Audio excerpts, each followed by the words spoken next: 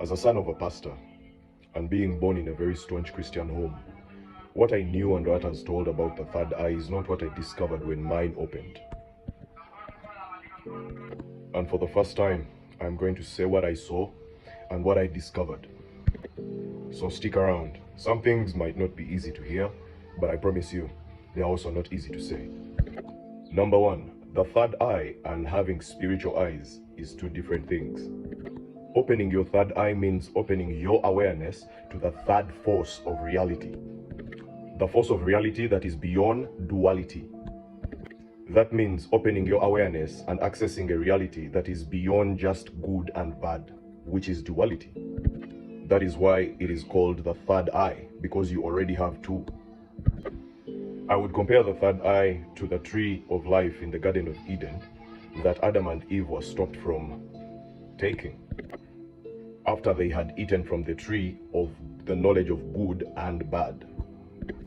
And for now, I'll let you figure out why a God would stop them from doing that. I'll leave that to your soul. But it was the tree that would balance the effects of possessing the knowledge of good and bad that these individuals had just partaken, according to the parable of our story.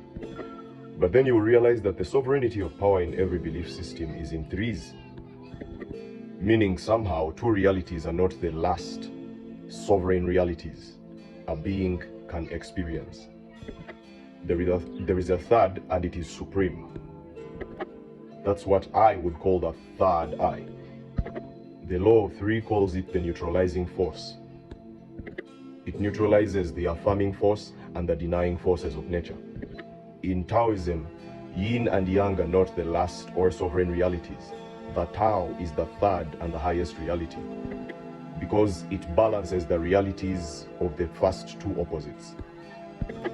In Kabbalah, the third eye is the middle pillar, which balances the opposite pillars of expansion and restriction, which is mercy and severity.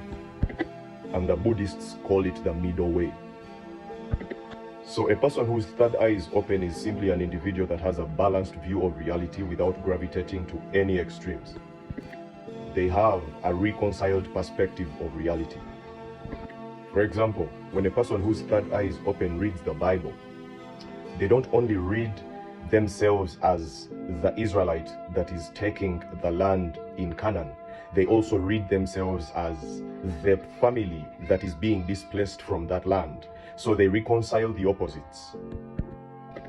Don't you ever wonder why Jesus in the Bible stops them from stoning the adulterous woman, but gives the claim and the reality that